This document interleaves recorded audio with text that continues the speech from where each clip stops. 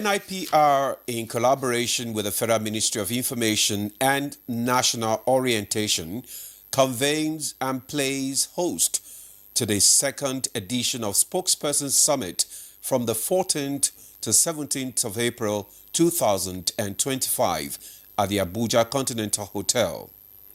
Well, Ademola, and the event will welcome spokespersons across Nigeria, public relations professionals, scholars, practitioners in the public and private sector. Of course, that's in addition to the civil society. That's true, Victor. The second edition of the National Spokesperson Summit is a capacity-building program of the Institute aimed at installing decorum in the country's communication ecosystem. And this particular event will feature two very important programs, which is the unveiling of the Spokesperson's Charter, Code of Practice, and a special interactive session to be addressed by former ministers of information. And indeed, the theme for the 2025 edition, Integrity and Evolving Roles of Spokesperson in Leadership Communication, is apt. I am Ademola Adeoye. Welcome to Good Morning Nigeria. And I am Victor Azu. Thank you very much for joining us this morning, and we are reaching you live on the network service of the NTA. All right, thank you for staying with us, and it's time for newspaper review.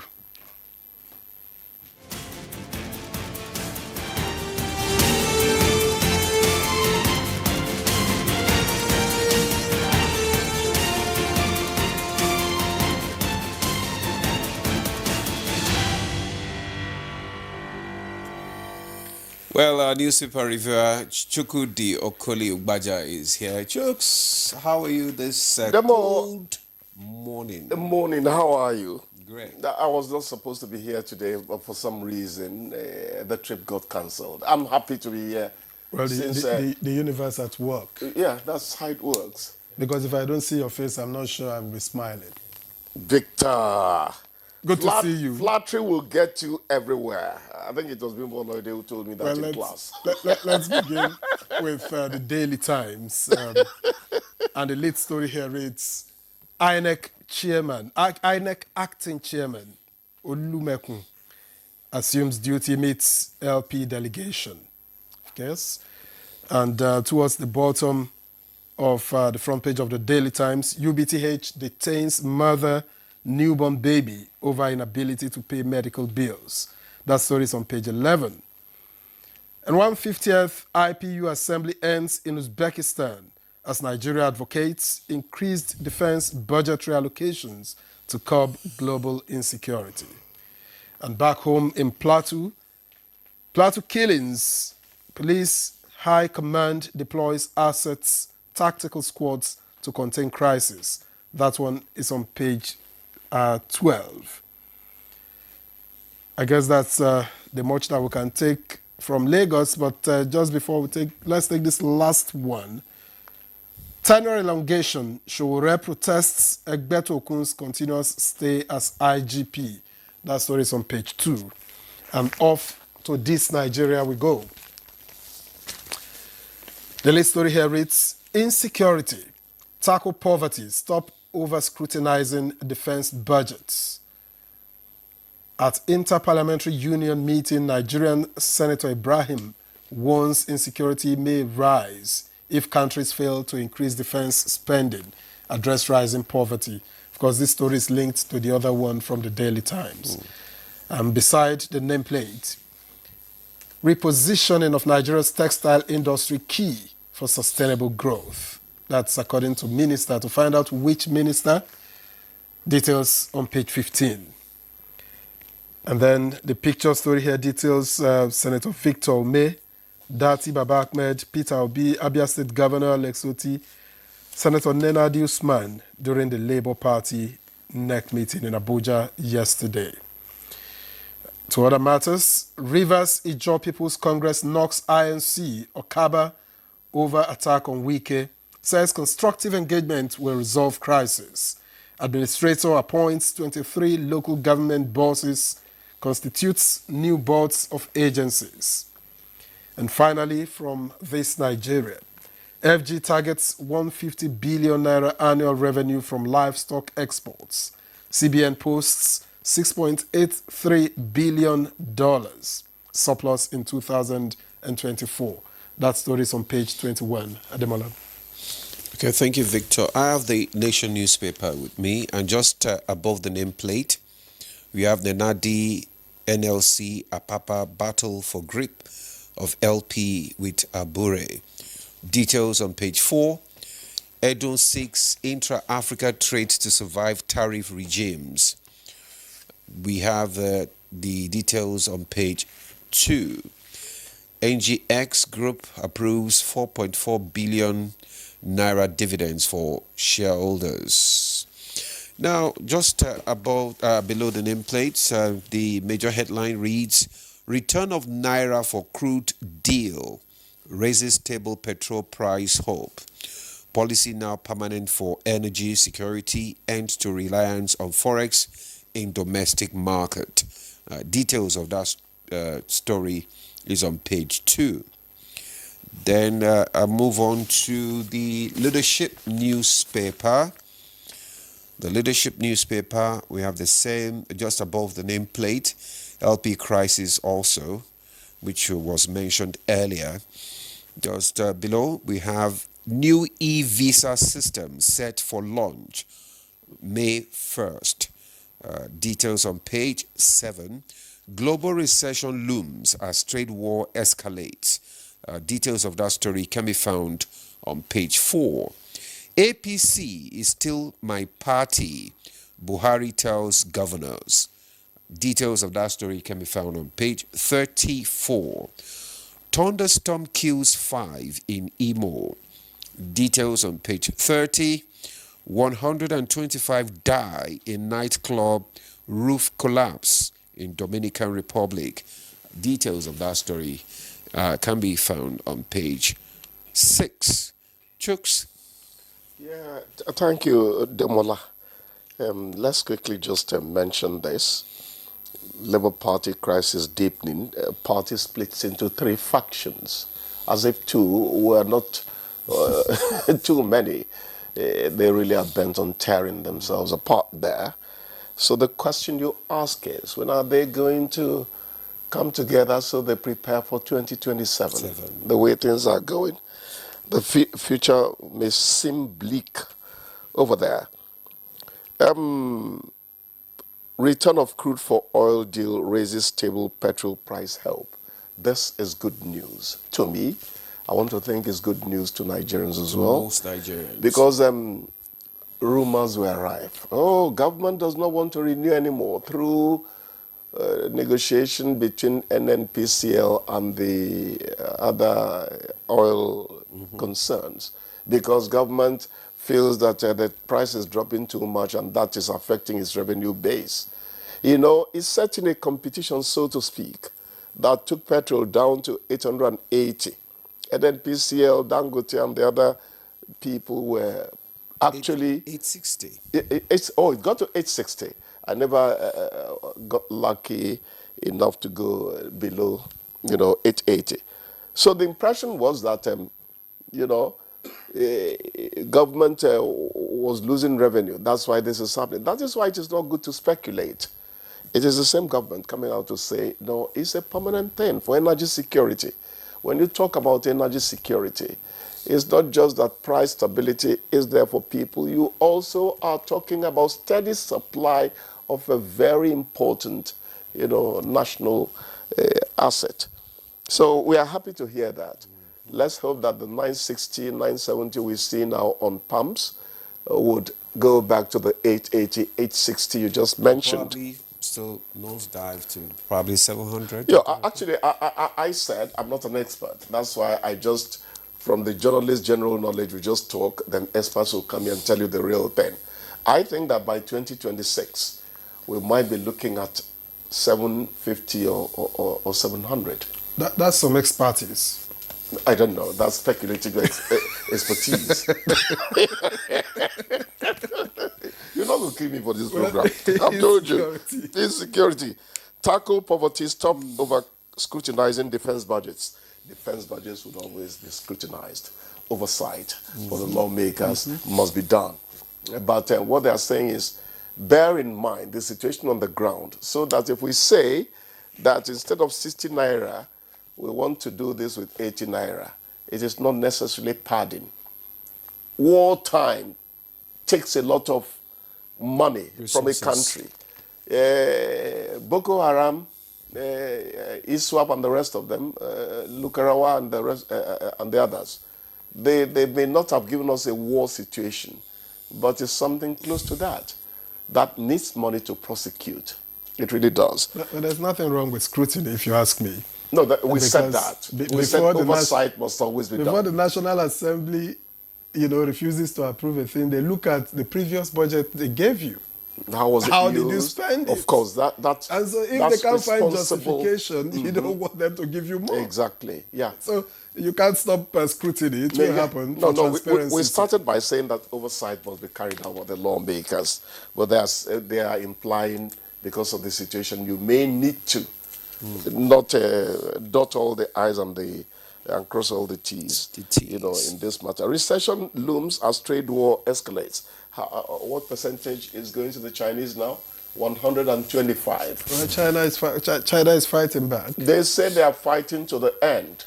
And China imposes 84%. Exactly. And Trump retaliates with 125%. They are saying that if Trump comes again, they say they are taking it to a bitter end.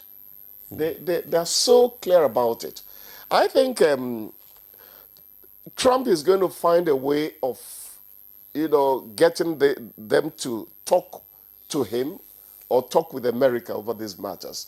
It's just that it's going to be a face-saving thing for him, because he didn't expect this level of pushback from the world at large. The EU has also come out with their retaliatory tariffs as well. It's only the Solomonic and the diplomatic London that is still 10%. Let's see how it goes. You know the British, how they are. Well, how shrewd they are when it comes to diplomacy.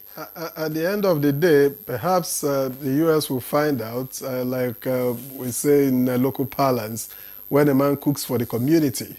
The community finishes it within 2 minutes. And when the community cooks for the individual, because those who, some countries see opportunity in all of this. For instance, China becomes too expensive to do business with the U.S. from they move to India, for instance. India will be waiting to receive and build its own economy. Ultimately, that's what happens. The Minister of Finance is saying African inter-Africa trade should take advantage of what's happening from Washington, D.C. And I think that is how it should be. We didn't need to wait for Trump tariffs to actually take Africa trade, inter-Africa trade, to the apogee. I remember my history master in school was always talking about apogee, Take it to the top, the very top of it. You start from home before you engage people from outside. It cements relationships. So I like the way this thing is going. Let them reorder the world. The situation where the nominal GDP of the world, 26% of it, is held by one country, United States of America. The entire world, 26%, they have it. I don't think it augurs very well. It's the way they've built their economy. American economy is probably around the $20 trillion mark. That large. China's is probably around half. No, China is above China is about 18% or so. Yes, I've been reading about not that close. Not that close. It's 18% nominal GDP. So let's see how it all goes. But at the end of the day, we should remember that somebody said on the BBC yesterday that Trump does not quite understand how global trade works. It's not a do me, I do you. There are certain things that would not be to your favor in terms of trade surpluses and, But when you look at the general services coming from those people to you, you know that they are a better option for you. It's like making clothes. Bangladesh, Vietnam, they make most of the clothes that go to the UK and the rest of them. And they'll tell you that the labor over there is cheaper than the labor you will need to compensate for in the UK or the US. So they tell you it's cheaper to produce in India, or these are some of the considerations that go into it. So perhaps Well, at Trump least should, I pass my perhaps economics Trump wrong. should begin to think about, making it more business friendly because you want to wonder, why will American businesses go and produce in China of all places? It's cheap because labor. it's cheaper for them to produce from there. So if you make it easier or cheaper for them to work from home, why not? Why wouldn't they work from home?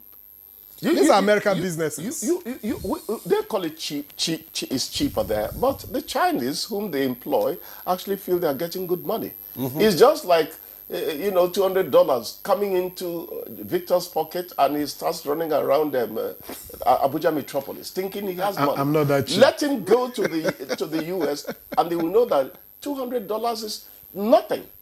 But in Nigeria, you start thinking of a foundation for a two-room. This is Naira. You don't get power again at all. Somebody was saying something recently, and I totally disagree with that person. But Okay. don't let me say it because it's very controversial. Okay. He was saying something like, with $1 you can eat comfortably here, and in America you cannot eat with $1. So why are Nigerians crying? I said, does he know what is happening? How much is $1 to? I mean, that's a presidential aid. I heard it. I mean, okay, we don't want to mention it. Yes, because it's so even to insane. And I remember the arguments he was making when he was on the other side. It was not. That's not reasonable at all. I was just Even thinking. in Naira terms, a dollar doesn't cut it. A dollar doesn't cut it. A loaf of bread is more than that. Because It's if you say you can eat $1 here, can you eat with €1 over there? No, it's not. You don't make that kind of parity. No, because the situation in that country is quite different. Exactly, it's easier for you to earn money, earn dollars in the US than it is now for you to earn even the Naira that cannot buy much. That's the point. You have to consider everything before you begin to make such an insightful statement. Exactly. Anyway, well, thank you, Chooks, the finance expert. Yes. But I wanted us to talk about this e-visa system, but okay. So let's talk about this new e-visa system set for launch May 1st. Let me start by saying that my friend in Missouri, Maryland, is now happy that he can get the Nigerian passport easily. I don't think I need to begin to talk about whether I was an APC supporter or during the elections. I think that's a broken record. It's not necessary anymore. But one thing I like Tinubu for is that he employs people who tend to have what it takes to deliver. The internal, what do you call it? The interior man is a man I really praise. Anytime I run into him here, I have a way of going beyond his tall, dark, and handsome profile to efficiency. I tell him that. I hope I'm not beginning to sound like a sycophant to him. I'm not one. The passport is now easily... You said sycophant, I mean? Sycophant. That's how you pronounce it. Yeah, that's what it is. That's what it is. You'll be given two alternatives by Daniel Jones, but the one that has wider currency is sycophant. Is sycophant, not sycophant. Sycophant is a second option. Go to your 18th edition of the pronouncing dictionary. You'll be further taught, or you do the Oxford on your Google. Yes. You said my minister is tall, dark, and handsome. I think he is. Are you jealous? Don't change his physique. He's taller than me. Come on. You want us to go to court after this? But in any case, the new e-visa was introduced to the public some 2 weeks ago, thereabouts. Yes. Yesterday's event wasn't about, the launch of the e-visa, a bit about it, but more about the fact that two ministries can collaborate. They were not being territorial. They weren't looking for whose job it is. No, it's my area, it's not my area. They were rather coming together, aviation and interior meet at some point, at the immigration point, at the airports and all of that. So they are working together just for the common goal. Victor, do you know what you're talking about? You're saying that this country should have a common database. That's the ultimate. Telling me that the National Population Commission has its own, it doesn't cut it at all. Where I was going concerning the passport is that my friend in Missouri has now easily obtained his passport. So I started from the passport to go to the e-visa. E-visa means that you can stay in the comfort of your home and get things done, and no intermediary is going to ask you for money that you shouldn't pay. This is, part of how you fight corruption is making it impossible for the system to be compromised. If they don't see you, how could they ask you for something extra? That is it. So you institutionalize the process and make it difficult for the criminally minded to exploit you reduce the that situation. interface. But it also enhances national security. It helps accountability. Foreigners can just stay in this country, and whenever they overstay what was issued to them, and wherever they want to go, they just walk away. But now the system will pop up. Now the system will have to ask you. They will ask you for exit cards, which you must have applied for. Before that time, you must present it. By the time you are presenting it, they look at when you came in, when you are supposed to leave. Have you left late? If you have, well, you can't just leave like that. You're not going to board. That's what the minister was talking about. You're not going to board. They refer you to immigration, who will now determine how much offense you have committed and say, okay, we're either fining you whatever amount depending on how long you have overstayed or what you have done, or they blacklist you. You will never be able to come into Nigeria. I'll talk to Wada. You should be the newspaper reviewer. That was juicy. Okay, what about these... Okay, thunderstorm kills 5 in Imo. The rains are coming. Let me start from a positive note. We had the first real rain last night. We slept well. In fact, I found out that all the hue and cry about my temperature gauge, that's in my car, rising, rather alarmingly.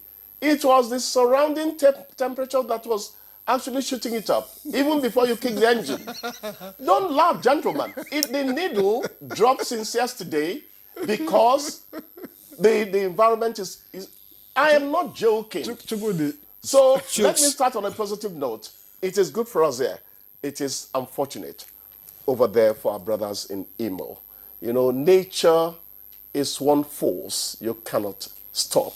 All right, Chooks, thank you so much. Somebody was trying to tell us that his vehicle had high BP.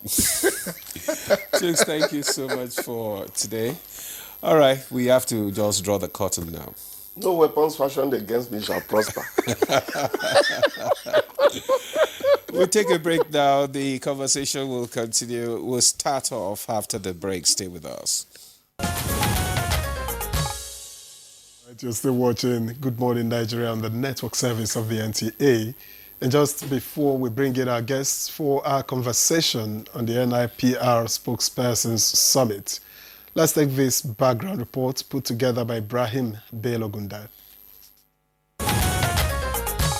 Nigeria's Spokesperson Summit is a capacity-building program of the National Institute of Public Relations aimed at instilling decorum in the country's communications ecosystem.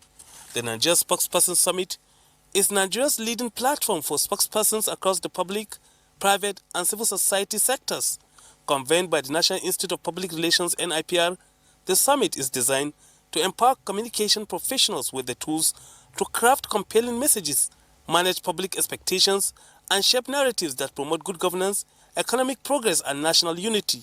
The second in the series, the NIPR Spokesperson Summit, is dedicated to strengthening the capacity of spokespersons and advancing leadership communication, offering deeper insight and exposure to global best practices in reputation management, crisis communication, and strategic messaging. The 4-day summit is expected to be attended by spokespersons and public relations professionals, government and public communication officers, media executives, journalists, and policymakers. Others are legislators, public affairs analysts, industry leaders, academia, among others, with the theme, Integrity and Evolving Roles of Spokespersons in Leadership Communication.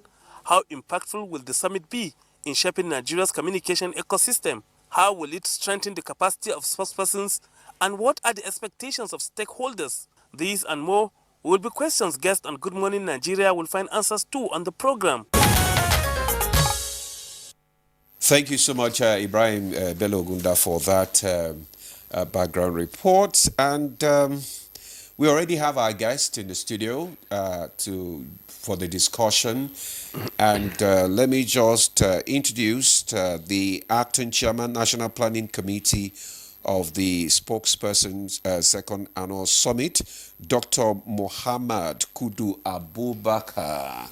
Damasini, you are welcome to Good Morning Nigeria. Thank you very much, and for having us. And it's an environment that is very familiar. Familiar terrain. Yes, so you're welcome. Thank you.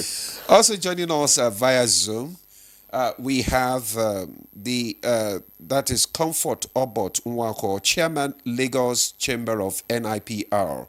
Comfort, you are welcome to Good Morning Nigeria. Thank you very much. Good morning. All right, we have also been joined on the program by Stanley Ogadigo, Director of Public Relations at NIPR and Secretary, National Planning Committee. A pleasure to welcome you to Good Morning Nigeria. Thank you very much, our hosts. Good morning, Nigeria, and good morning, Nigerians. Okay, that's good. Thank you, Stanley.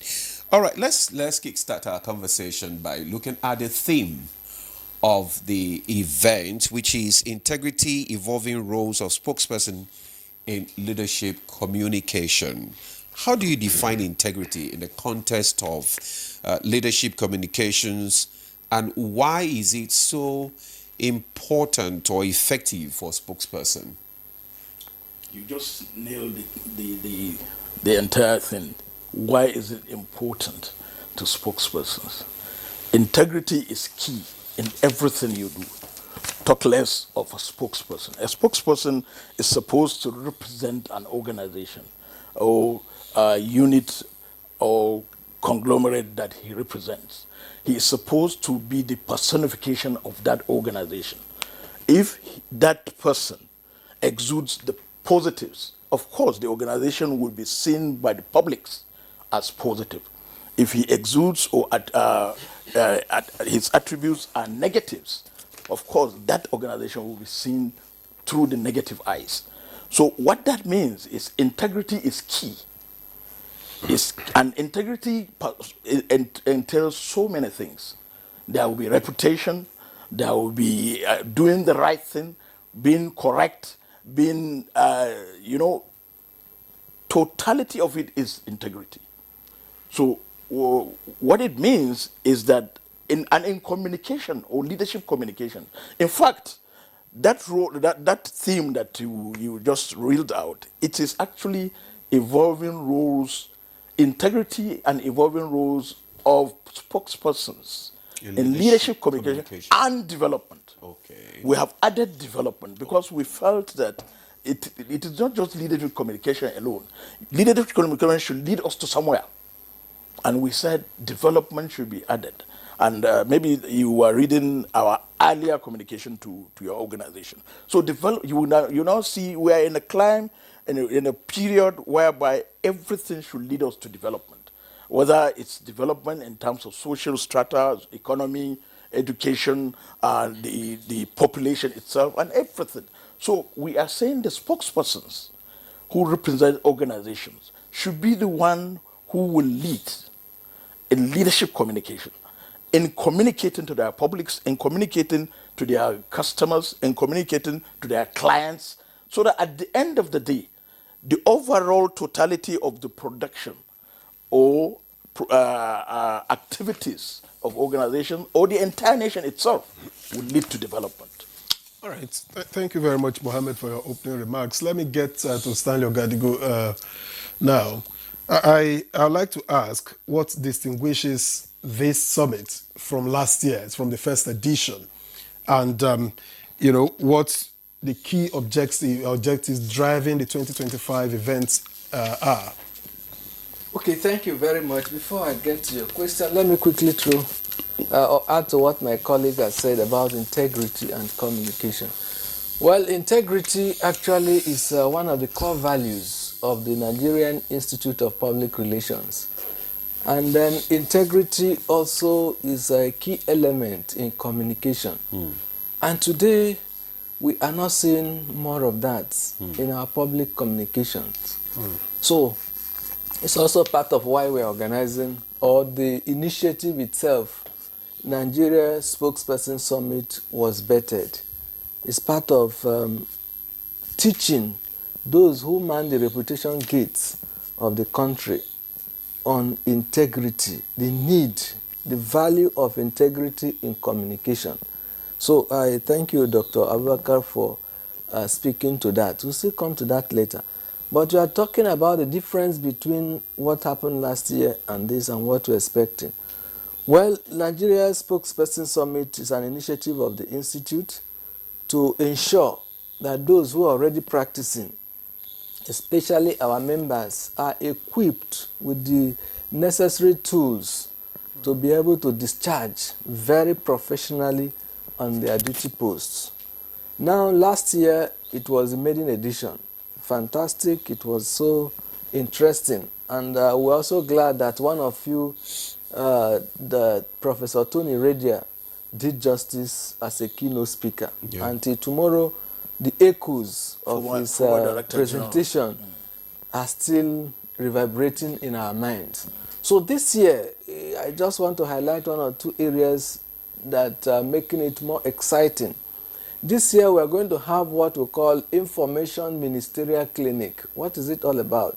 It's all about bringing all about 6 former ministers of information who have served, with the current Minister of Information sitting down as the chairman to relay their ideas, to share their ideas on what and how they manage their portfolios while managing public communication while in office.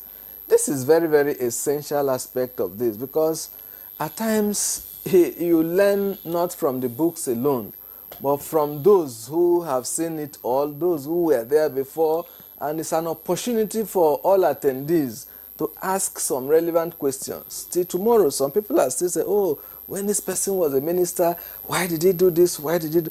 It's now a platform for us to interrogate.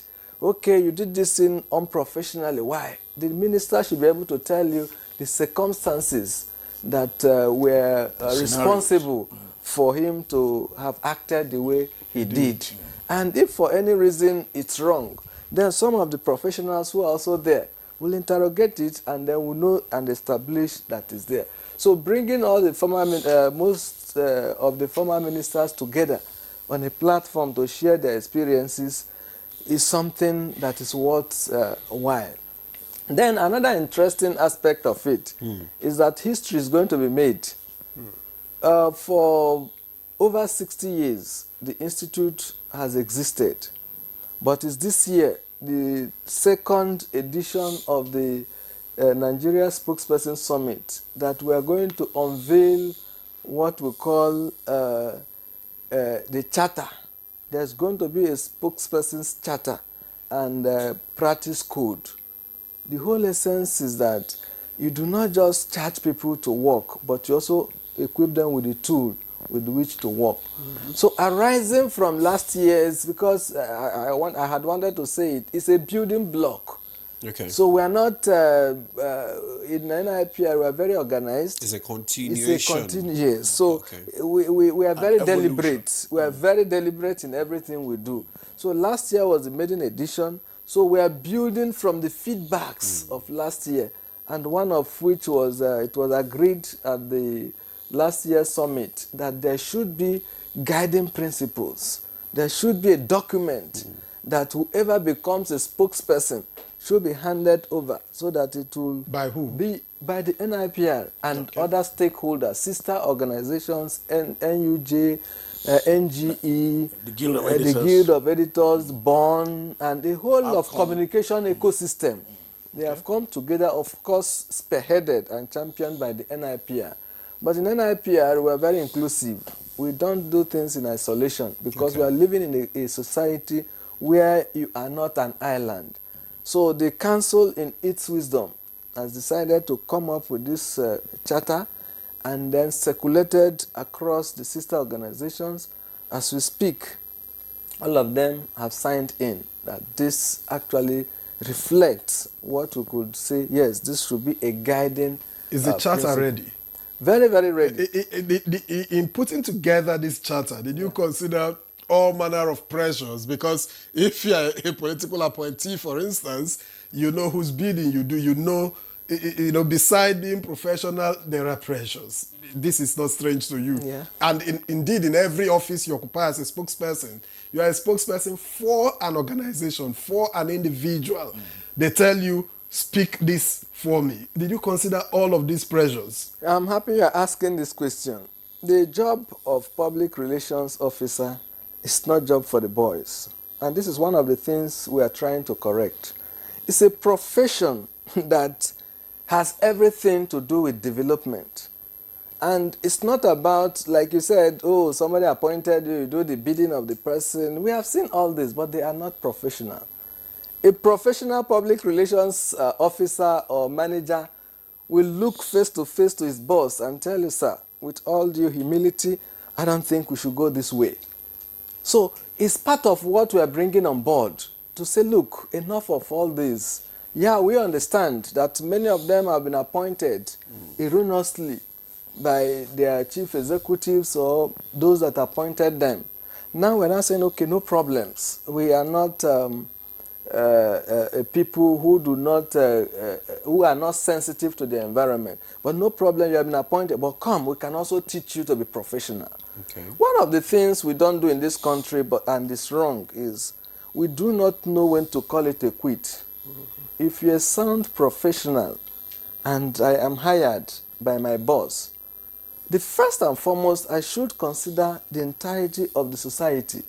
Because if that society does not exist, then there is no me, there is no organization, there is no my principal has no stake anywhere. So first and foremost, what we are trying to achieve with this is to tell the reputation managers of the nation across various strata that one, there must be a Nigeria before you have a CBN, before you have an NNPC, before you have an NTA, before you have an NIPR, there must be a Nigeria.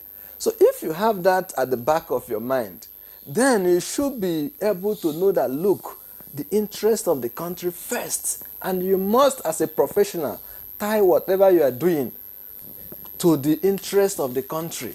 And that is where we are going.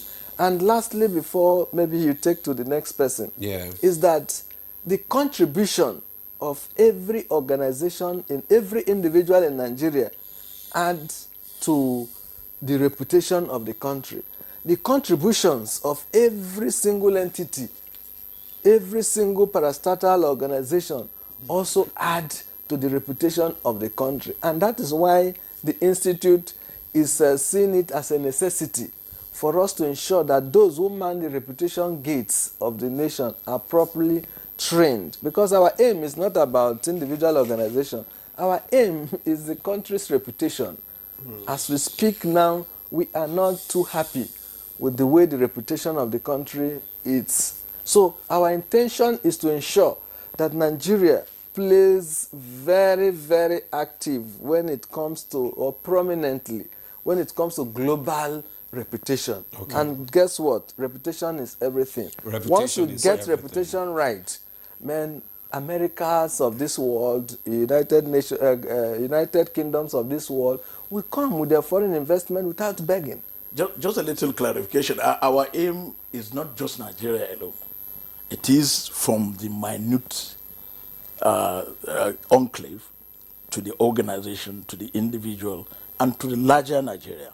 So, and that is why within the NIPR, you have reputation managers or public relations officers or consultants or professionals who work for individual organizations, who work for conglomerates, who work for the entire country. Because we are going to have members who will be led by commissioners of information from across the country, leading their team or delegation from their states to come to Abuja as participants. So you can see it's not just the issue of only Nigeria, it is also the various states, the various geopolitical zones, and the larger Nigeria. So the whole thing is this. We are trying to bring together everybody that has something to do with reputation management, with public relations management, with the reputation of organizations or the entire country or the states. And to just quickly add to the issue about, you said whether we consider the pressures that individuals go through, individual professional PR persons go through in doing the bidding of their sponsors or their principals. exactly. Of course we do. And this charter will be unveiled by our special guest of honor, who happens to be the #1 spokesperson for the largest parliament, and I think in the whole world, because the Speaker of the House of Representatives represents the 360 members, and we think is one of the largest, if not the largest, parliament in the world. So we say he is the #1 spokesperson, and he is going to unveil that charter. And every participant will be given a copy. So at that ministerial clinic, and even within the various syndicates of the summit, this charter will also be interrogated. Because you already have copies, you look at the various provisions or guidelines or regulations were put in place, and you will interrogate it and come up with better ideas. So what this summit will do will not just look at this charter itself. We will also use this summit to look at what we can add, so that next year when we're planning for the 3rd Nigeria Spokesperson Summit, it will be an enriched from not just the 2024, but the 2025. Okay, thank you very much, Dr. Abubakar. Now, let's bring in our Zoom guest, Comfort. Here at the studio, I mean, some issues have been raised. The issue of reputation, the issue of unprofessionalism, that takes us back to the theme, which is integrity. Now, when Stanley was speaking, he said some of the ministers are going to be asked a question: why do you do some certain things unprofessionally when you were in office? Now, how can a spokesperson, balance the need to present a positive image with the importance of transparency and honesty in their communication?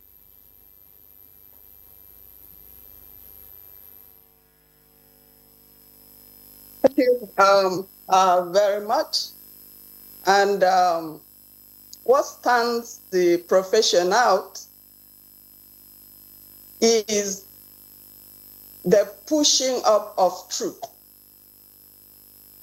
It's very, very difficult to own up when things get bad, and especially when crisis comes. But that's not what public relations teaches. If we want to maintain a very good reputation, when it is time to be vulnerable, you get there.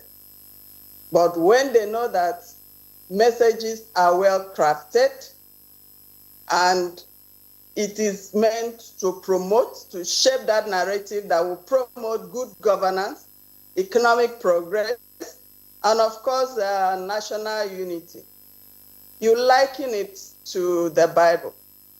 When we read it, we do not just read the good things that maybe the prophets or people that lived before us had done. We see their weaknesses and we see their strengths. We are able to build on it so that we make less mistakes. And that's exactly what public relation does. And so in this case, when we are building on reputation, we are trying to make the spokesperson, each time they speak, in average Nigerians or globally will say, yes, we want to reason, because he has the reputation of saying the truth and at all times. And so this lies the basis of building this up. And you don't just rise to speak. It is a planned system. It is a planned avenue where you have done your homework correctly over time. And so it builds. So we are not just sitting there to criticize what is not done right or what should have been. We are coming in there to say, this is how it should be done. And please align with this. And let's have a greater reputation where a Nigerian speaks, where a spokesperson speaks for an organization, you want to believe, because he has that reputation of saying the truth, no matter the situation, be it in crisis, be it in good times, he is saying what ought to be.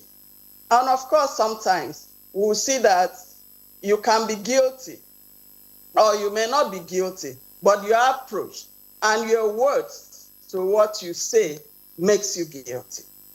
So the Institute is coming up to help these people craft messages that will help, that will lead to a better outcome for this country. And that is why we want to strengthen the capacity of spokesperson so that we can advance the leadership communication. All right, thank you very much, Comfort, but I'd like to stay with you. Just give us an idea what unique challenges spokespersons, of course, Lagos is seen as the hub of spokespersons in Nigeria. So what unique challenges, in your experience, do spokespersons face in Lagos, and how do they manage to navigate it? Good. Again, even for the chapter, capacity building has always been it.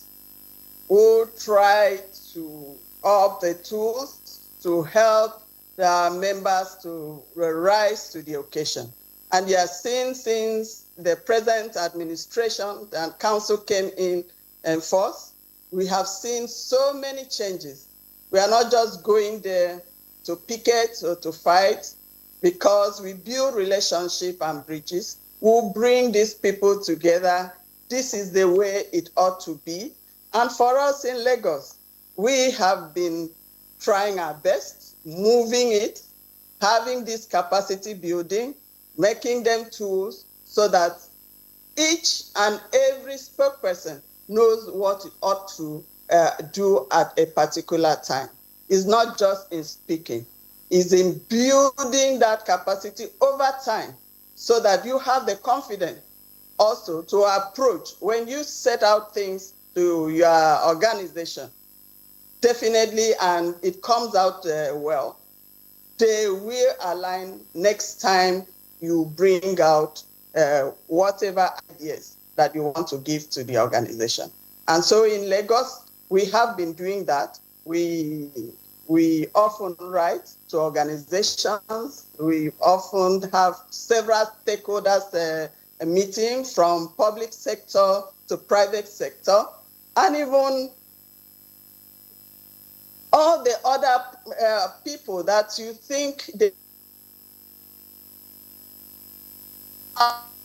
how to get messages. They want to know how to build relationship. We want to know how the stakeholders can be brought together so that everyone at each time is aligning to what it is. If you look at this state government, for instance, we have most of the public affairs people aligned. They are public relation people, and they get their training on a regular basis so that they are able to push out those narratives that the government does. And you can see it in all social media, in whatever print form that you want to see.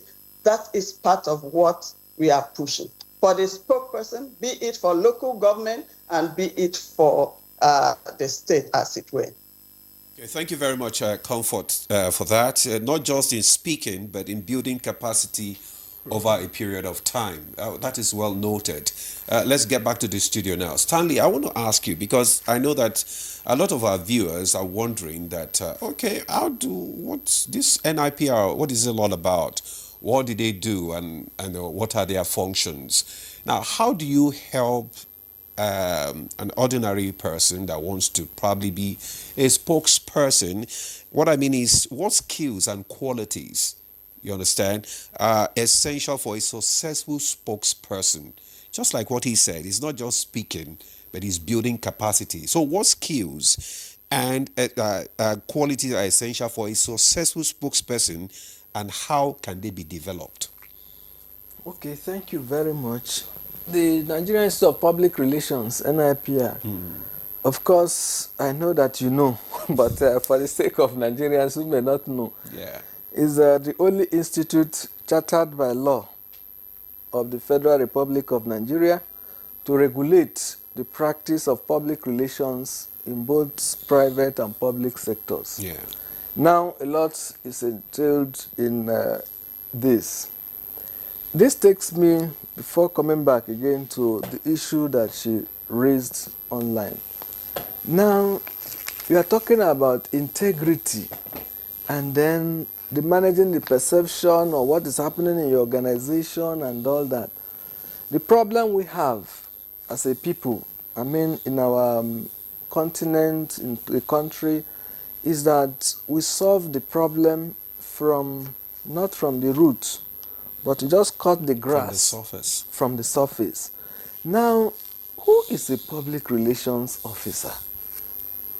What is the public relations profession stands for? And I want to say that is both art and science, meaning that it's something you master. You have to have a mastery of what the industry is all about. And the science, because it's done methodologically. These are the two things we are missing out when we are talking about appointment of spokespersons in the country. Now, you can't get it right if what you see as public relations is, oh, Dr. Kudu Abubakar has a very good voice when he sits down to cast news on NTA. Is it appoint him as my spokesperson? That is not it. That is broadcasting. It's different. It's different. It's not the same thing again as somebody who has a mastery of the communication skills. Again, what our leaders look at today is, oh, Stanley is very good, an orator. You stand to moderate an event. Oh, wonderful. Just the oratory. Only the oratory cannot give you all you need as a public relations officer. So I think we need to start getting deeper into who do we appoint as a public relations officer, first and foremost. And I want to say that a public relations officer is that person who has the skill, interpersonal skill, a sound skill, communication skill. And when you talk about sound communication skill, it's not all about casting news, it's not all about being an orator, but it's writing. Yes, I have seen many who have been appointed because they work in a Punch, Vanguard, or they wrote beautiful features, and that is not public. Well, this is what you see. You move from the known to the unknown. Yes. You don't see those inner things you're talking about. And that is why we are now coming as a profession, that we have really, really come to discover that even our leaders do not even know what to look out for when you are talking about a public relations officer. As a director of public relations, I may not even need to come to the NTA for 1 year, 2 years. But the institute will be very top in terms of reputation. I'll be managing it from the background. What is more important is what we call strategic communication. Okay. And then this ignorance on the part of our leaders, I'm sorry, that is the reality for today, has led us to appoint and make the public relations work to be job for the boys. You want to settle somebody, you say, okay, go and become director of PR. You want to do, and they have bastardized. I mean, those that have been appointed on that basis have bastardized the profession. And that is why the current council is taking the pains to really see what we can do to even enlighten Nigerians and the world on what public relations is. Now I give an example. As a director of public relations, I am privileged. Well, not really a privilege. It's because the president, chairman of governing council, is a public relations person, and he understands the workings of the profession. As a director of public relations, one of the first things he did was to ensure that I am on the council meetings every time. Council meeting is supposed to be specifically for council affairs. Council members. Council members, the 22 council members, exclusively. But he has said, no, as a director of public relations, if I'm not there, how do I do the work? And that is the problem we have when you now start seeing people rushing to media to say they want to mitigate, they want to do this. So I am involved even in the policy making, and I am there as a director of public relations to give perspective to issues of the publics that we have. So whatever decision the council is making, mine is there to represent both the NIPR and the entire publics across the spheres. So it's very difficult for us to now have a situation where I should be running to AIT, NTA channels to say, oh, sorry, this is... It's difficult. The reason is simple. I am part of it, and then it's strategically planned. Then you now deploy the communication in such a way that it really makes impact. You know what you've just said now, is one of the major, challenges that we are facing concerning probably maybe government policies and programs that are not being well communicated to the public, because the skills and the qualities of the spokesperson is not there. There is no input, and the message is not properly passed across, to the populace. Now that you are speaking, because these skills and qualities are actually very, very vital, to solve some of the problems that we are facing in this country. So how do we begin to change that perception now? Yeah, before I even come to the skills, it's good we build the background. You cannot be speaking effectively on an issue you are not even part of in the first place. Yeah. Something has happened, it's a fundamental policy issue. You are not there when the policy started. You are not even carried along by your CEOs and all that. Then they just say, okay, director press or director PR, just go and do the magic. Public relations is not magic. It's a strategic communication that is planned towards development. And you must be intentional about it. These are the things I'm trying to bring out, that we're not intentional in the appointment. So that is why we are bringing people that we're not coming to retrain. So we're not coming into that gradually. But I want the leaders across sectors, across strata, to understand that, please, there is an institute that is in charge of reputation in both private and public sector. Can we get to a position or a situation where, if, for example, NTA wants to appoint a director of public relations, there's nothing wrong writing to the president, chairman of governing council, I need help in this. We don't need to give you, even from your own system, we can profile our members who are here and say, look, among these three, take one. And then that is when we will now be responsible, because we have looked, we have researched, we have seen your participation, we have seen your character, we have seen your competence and everything that are required for that job.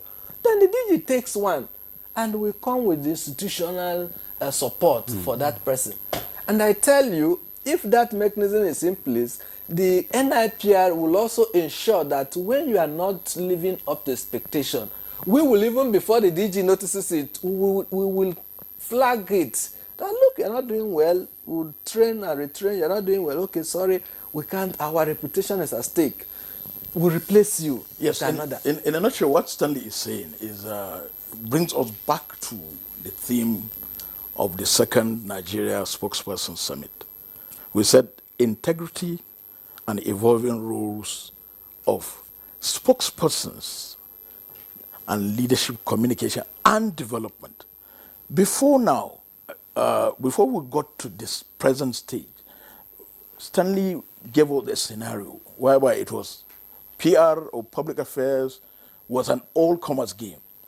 But this present council, in fact, from the last council to the present, have been arguing for the elevation of the public relations function from not just managerial function, but a leadership function. And what that means is that the public relations person should be within the leadership of that organization.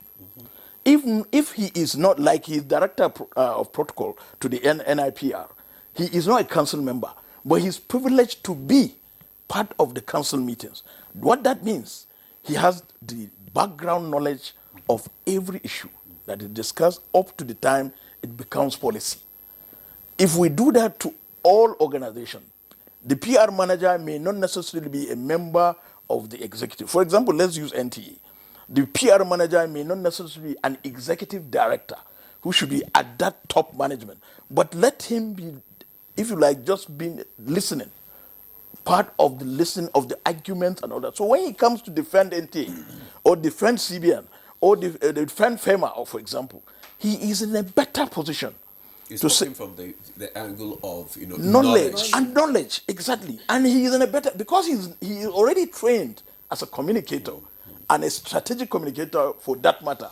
He now knows how to spin he will spin, or what headlines he will now be able to talk to his fellow journalists to cast for him, or in the case of broadcast to lead on. And from there, you now see that it will be his job is almost done, in the sense that his level and capacity to mitigate and bring about public perception of that organization will be very high. How did the committee arrive at this theme? Just a moment, please. How did the committee arrive at this theme, and why is it more important at this time? Well, Stanley had alluded to that. The committee arrived at this theme as arising from the discussions, the recommendations, the resolutions of the first summit in 2024. Because we realized the first summit was talking about spokesperson summit for communication or whatever. And at that meeting and at that summit, one of the recommendations was, you cannot tell us to do ABC, or you find us wanting, when you don't bring about a document that can be a guide and a regulation for us. So this charter will do that, will guide the practitioners, and also be a regulatory, if you like, document. And that is why he has already told us that all the stakeholders, Nigerian Guild of Editors, Nigerian Union of Journalists, the Marketing Practitioners Association, and several others have all endorsed the charter. What that means is not just an NIPR affair. NIPR is just taking the lead. So everybody has endorsed, and everybody will be in it. Okay, you were going to say something. Yes, I hope I heard correctly when you were talking about spinning. It's not part of So maybe I just want to, on a lighter note. No, spinning this time not in the negative form. We are not even using it at all. Framing, exactly. Thank you very much. Well, let's go back to the issue he's talking about. Now, you ask the question, why is it now integrity?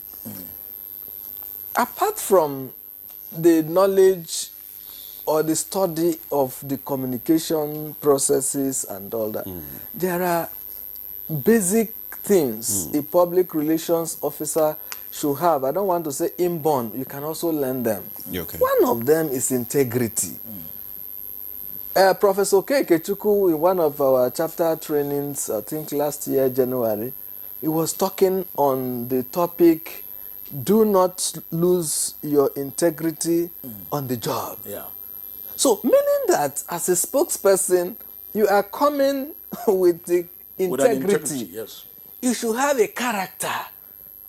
It's not a question of, oh, I just want to go there and wear a suit. I just want to go there and dress very decently and be admired and all that. There are some core values that you must have, which are lacking in today's public relations, those who were appointed erroneously. The public relations person must be a man of character. And if you're a man of character, you must guide what you say, what you do, and all that.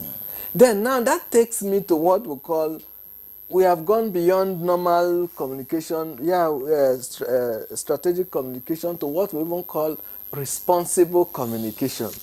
That is what we're now preaching at global level of communication. So, public Just relations. like you say, responsible journalism. Exactly. So public relations is not only a Nigerian profession, it's a global profession. It is. We are the Global Alliance, where that has 126 countries of the world. That is our highest professional district.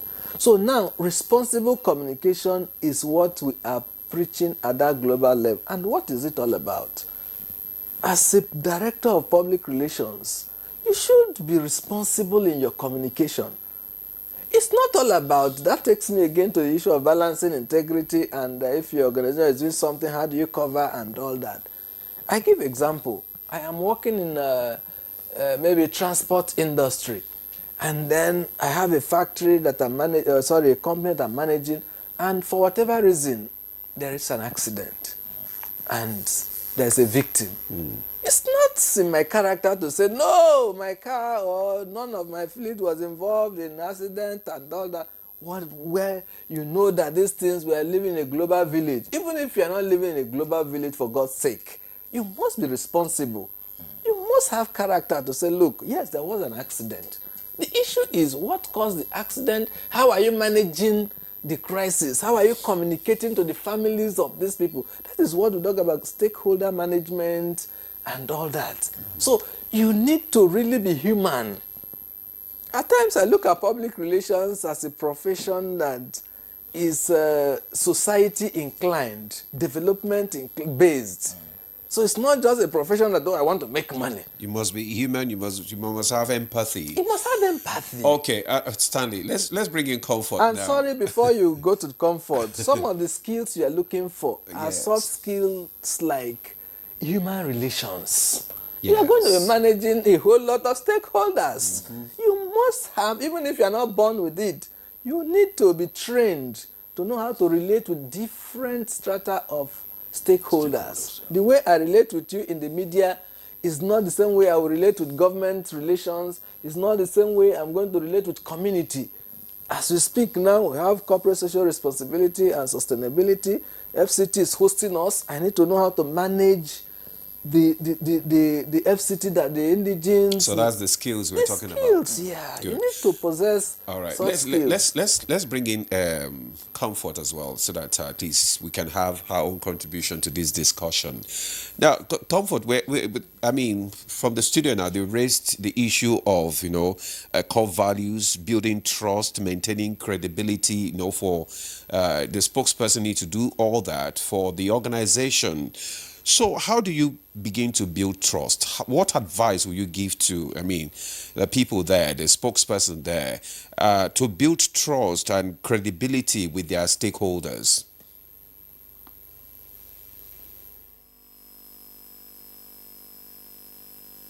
Oh, thanks.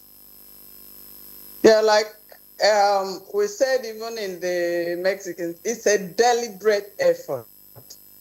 If you decide that this is what you want to do, and you have seen that by so doing, it will bring good fortune, both to your reputation and that of your organization, then you have to make deliberate effort. Like the DPR said, it is not, okay, I want to look good at all times. It's a deliberate effort to say, I want to stand by the side of the truth. If issues come, you treat it responsibly, and then craft that narrative in a way. Sometimes we see when issues come, people rise up, they will say provocative words that might even say, is this all that was before now? And your reaction, you want to react to also hit back. But in public relations, you are taught to pull your narrative just the way it is. Say the way it is, leave all the other additions that people bring in. And so we really must look at it holistically, to say public relations, as it were, covers all aspects of life. And so when issues like this come, you are deliberate. And how do you do it? Like the DPR also said, sometimes it's not inborn. You learn over time to, and you cannot give what you do not have. And so you have to train. You have to have your tools. And to be able to do this, you need empowerment in the light of training, in the light of listening to narrative, in the light of storytelling, in the light of those who have faced a practical demonstration, as you'll be seeing during the second spokesperson summit. They will come to tell you, yes, this is what happened. This is how I handled it. Some will even go as far as telling you that, if it were to be now, this is the way I would have done it. So you draw your conclusion. And like I said, when you see experiences, learn from experiences, you are about to draw conclusions on the way forward in doing the right thing. And that's what the essence of public relations, to build. And by the time you are building, people are watching, people are listening, and they will draw conclusions. When they see that you are always about truth, your reputation is coming up intact, then people will begin to believe you. And when they do, when you craft out all these messages, even for us as Nigerians, we are going somewhere. If you just before we go on break, how important, I know Stanley has spoken a lot about the integrity of the spokesperson, but how important is the integrity of the organization to the job of a spokesperson? How important is it? How important is emotional intelligence in actualizing what you have set out to achieve? Great. For any organization, and I think that recently most organizations are beginning to key into the importance of having public relations people around them, and in also bringing them to come up from the initial of to the policy level of the organization. And so when they do this, you are able to advise. You are able to make a lot of deliberate attempts in saying, oh, can we start off this way? Who are the stakeholders? Who do we please? Who do we want, for the organizations to rise? What are the things that is needed? You bring in all the units. Is it the marketing? Is it the equipment? In whatever form, you are taking it in store that relate. You are taking people into consideration that, okay, if I'm a manufacturer, I need to do the thing. I need to bring in equipment. My own source of doing whatever is done right, so that if mistake now comes, people will believe that it was a mistake. It was not a deliberate attempt.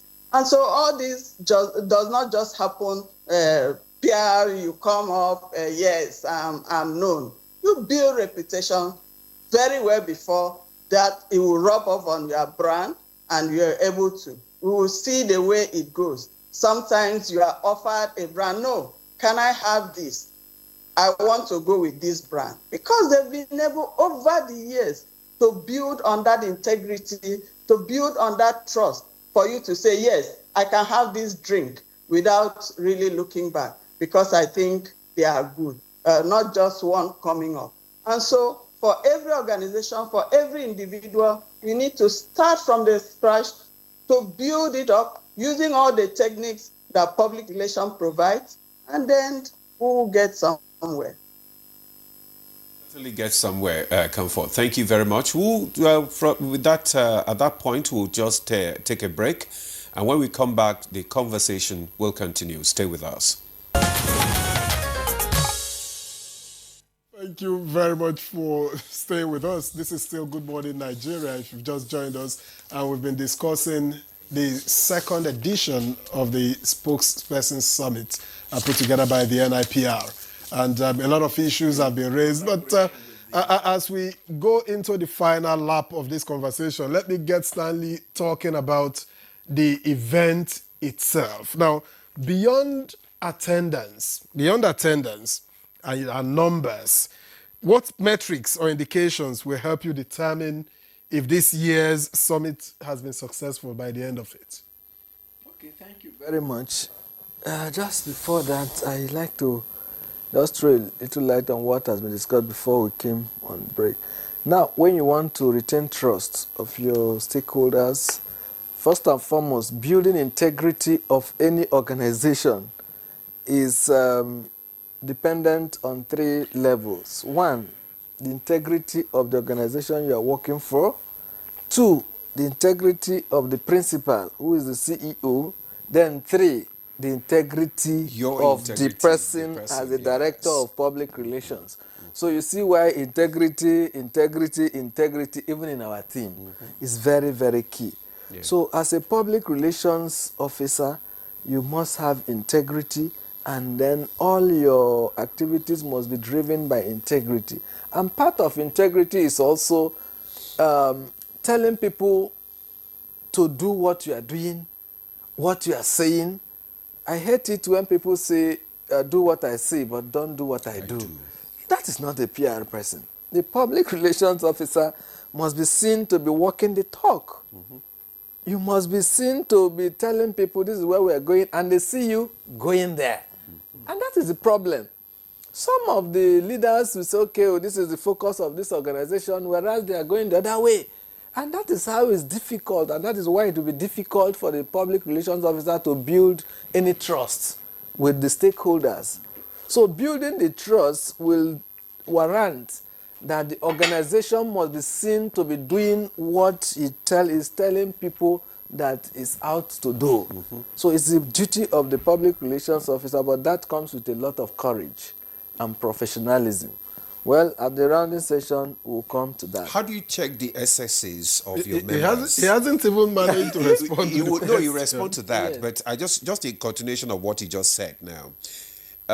Because, the other time you spoke about the fact that you monitor, the activities of your members in various organizations, especially those that you have recommended. Yes. Now, how do you check their SSs? Okay.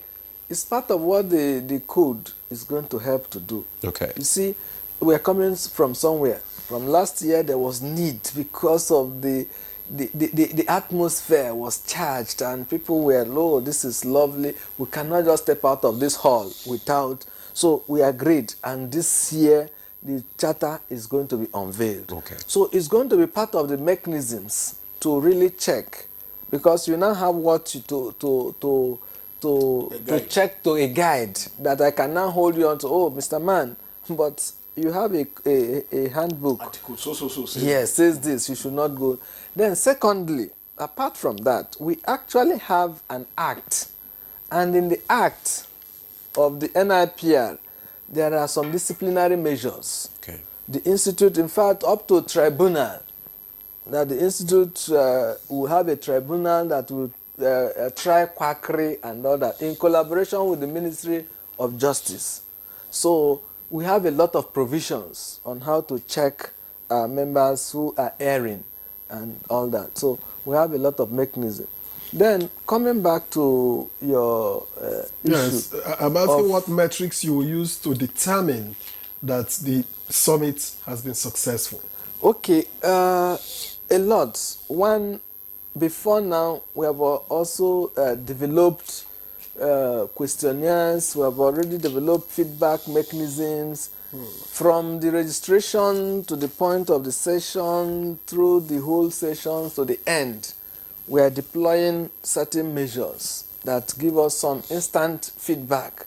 Oh, these areas people have done well. Oh, these areas you need to do well, and all that. So we have at every point put some checks that will help us to know that, oh, this is interesting and this is not interesting. So at every interval, there's a feedback mechanism. We're not just gathering them to be a one-way directional training. No.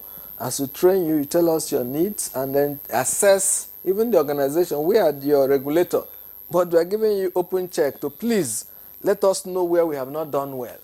The last one we score about 90-something% from organization, from the relevance of the topics, from the spokesperson, the resource persons, and from to the keynote speakers. All these things are deliberate. And then the answers we got were not surprising, because when you plan to succeed, when you see the success, you embrace it without surprise.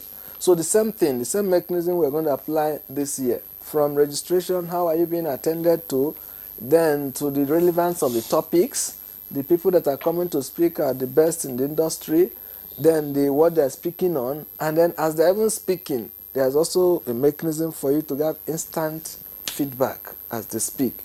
Then after that, we also give you opportunity to send mails for you to, in the event that you are not able to respond to a lot of things, you still respond to us. We collate all those and then we run them. Then before we come up with, oh, we succeeded or we didn't succeed. All right.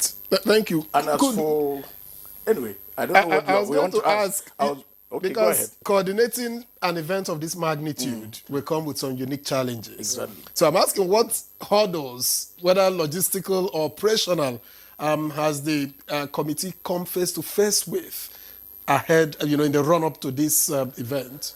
Oh, well, I agree with you. It's not easy to coordinate this kind of a thing, but we are an intentional organization in the sense that we have a crop of professionals. In fact, the core slogan of NIPL is professionalism and excellence. So when you have a group of people who already imbibe that, you find that whatever hurdles you are going to face will be minimized. And that is what it is. But the hurdles, of course, in everything you do, you must encounter hurdles. But how you Navigate them. exactly is the... So because we're dealing with individuals of course, who have already excelled. For example, let's talk about the Information Ministerial Clinic. It's not easy to bring all former ministers of information in one place. It's not easy to get them to even agree. It's not easy to get them to say, okay, I'll put aside everything that I'm going to do and because of you. But we were able to do that. And as we speak, we already have confirmations of, for example, Chief John Eniaondo, who was Minister of Culture and Tourism and Supervising Minister of Information between 1998 and 1999. He's going to be our chairman. And again, the keynote speaker is not just a veteran journalist. No, sorry, Eden Duke. Adam Duke is going to be our chairman. Yes, Adam Duke is the Minister of Tourism and Culture and Supervising Minister of Information, and he is the chairman. Okay. And then the keynote speaker is someone who is a veteran journalist who excelled, in the First Republic in his journalism career, and later was metamorphosed into a politician and even a former executive governor. I'm talking of Chief Olusegun Oshoba. Okay. Oshoba will come and will be the keynote speaker to the theme. So you now know that it is not just the former information ministers who will be there that we participants will be learning from, but we are also going to learn from a veteran. And to just run down the other ministers, former ministers who have already confirmed their presence, we have Chief Ekeobasi Mokelu, who was minister between 1998 and 1999, Professor Jerry Gana, who was minister between 1993 and 1995, and later came back to be a minister again in 2001, 2003. You have John Enya Owondo at 98, 99. You have Frank Nweke Jr., who is now Frank Nweke II. Officially, he is now Frank Nweke II. Not junior again. Not junior, yeah. So he served between 2005 and 2007. We have Chief Labaran Maku. His Excellency Chibramaku, who was minister between 2010 and 2015, and he also served Nasarawa State as a deputy governor. We have, of course, the immediate past minister, Alhaji Lai Mohammed, who served 2015 to 2023. So you can see an array of scenarios will come up. And the sitting minister will be there to And the chair sitting that minister session. will be the host and, of course, the chairman Of that session. of that session. So there are an array of scenarios that you cannot just, you can't wait to listen to. You can't wait to watch. You can't wait to imbibe. We thank the NTA. NTA has already indicated commitment and support that all this will be shown live on not just NTA but AIT and including channels. So the channels television. So you see that in terms of organization, of course, we are doing coordinating. Of course, again, the commissioners of information across the state is also not mean, but we have been having very, very positive responses. And the commissioners themselves, some of them have been calling Stanley as the DPR. So they'll call me directly. Some of them call the president directly. No, we are coming. Our governor has already approved to so delegates. And as we came in here, well, I even received a message of 10 delegates coming for a particular state. So you can see. So we are looking forward to a very robust. Is it a free for all? Can I just walk in there? If you are not a member of NIPR, can you participate? That's what he's saying. That's the question. For the opening session, yes. Okay. You can come and listen. But after the opening session, where we will now go to the specifics, to the aspects of the training, certainly you just have to, one, a registered member, two, a paid up participant. And for the event in particular. And I'm talking of 4 sessions. And these 4 sessions are going to be addressed by very notable personalities. We're talking of, for example, the second day, we also have another keynote speaker, Professor Taiwo Oyedele, Chairman, Presidential Committee on Fiscal and Tax Reforms. So he's not just coming to talk about Nigerian economy, but he's going to paint a scenario after the tax reforms or with the tax reforms. What is the Nigerian economy going to look like? Because as a spokesperson, Stanley had alluded to that you are not just a spokesperson for your organization. There has to be a Nigeria first for you to defend or come up with, or before you can even be a spokesperson for that organization. Exactly. So you have to understand. And again, we are talking of globally. The American president coming up with so many tariffs on nations. So you can see the link between that at the global level and Nigeria. As the tax reforms, as the various tax reform acts are being implemented, what are the implications? What are the consequential effects? And how does it reverberate into various individual, corporate, conglomerate organizations? All this will be. Okay, thank you, Dr. Yes. Abubakar. Let's bring in comfort now. The guests have reeled out so many things that are going to be done at the summit. Looking at the objectives, what advice will you give to the participants to take advantage, to really reap, from this summit?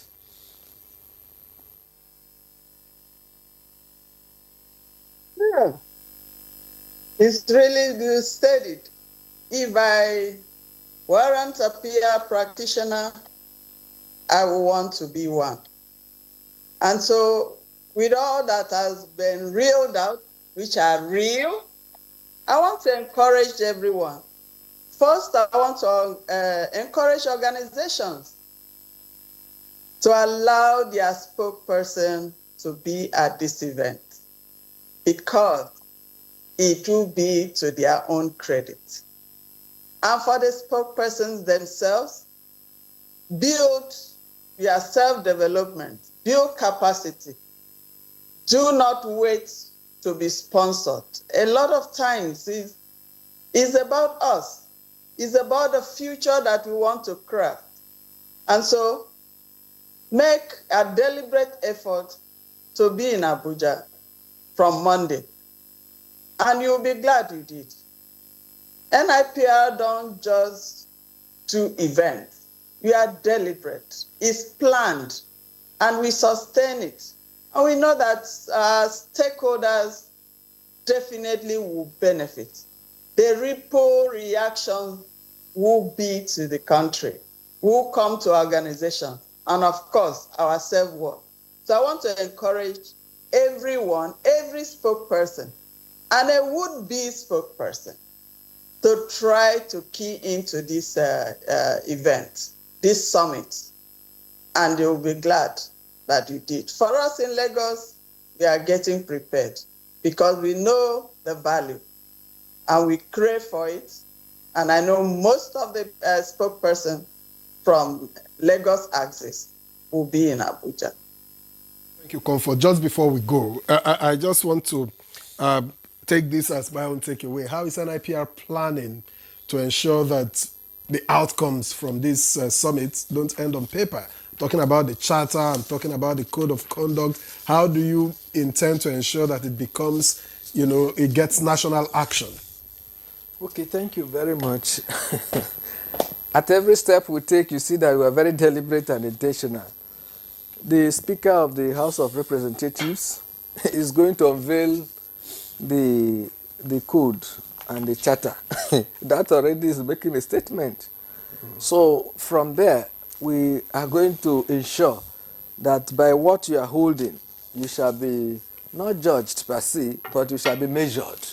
So the Institute is taking that very, very seriously. So we are waiting. It's also part of our expectation that this session is going to be very robust. It's like your former DG would say point blank.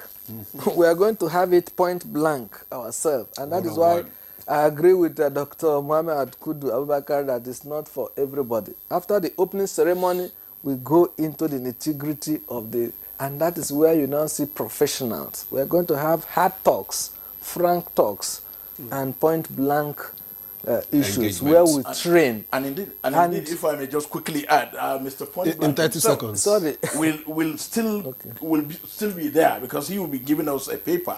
I'm talking of Professor Tony Iridia, who will be talking about inclusive communication for managing diversity and national cohesion. So you can see it's something that will be spot on for all spokespersons. Okay, thank you very much, Dr. Mohamed Kudu Abubakar, Acting Chairman, National Planning Committee. Thank you so much, Dan Masani himself. Thank you. Thank you for coming on Good Morning Thank Nigeria to tell us about these second summits of the NIPR. Also, I just want to thank Stanley Ogadigbo. He is the Director of Public Relations at NIPR and Secretary National Planning Committee. Thank you so much, Stanley. While you are thanking me, let us thank NTA the more for all that they are doing in terms of participating and being a partner to this very noble initiative that will transform the reputation of the country. Thank you for thanking us. Thank you. Sir. And the last but not the least, joining us the Vice Zoom, Comfort Obot Nwanko, Chairman, Lagos Chapter of NIPR. Thank you so much for your perspective. Thank you so much. Thank you so much for having us. Thank you for all those that will make that deliberate effort to be in Abuja, the Spokesperson Summit. Thank you. Well, that's our conversation for this morning. I am Ademola Adeoye. Do have a lovely day. And I am Victor Azu. We'll see you again tomorrow. Have a great day.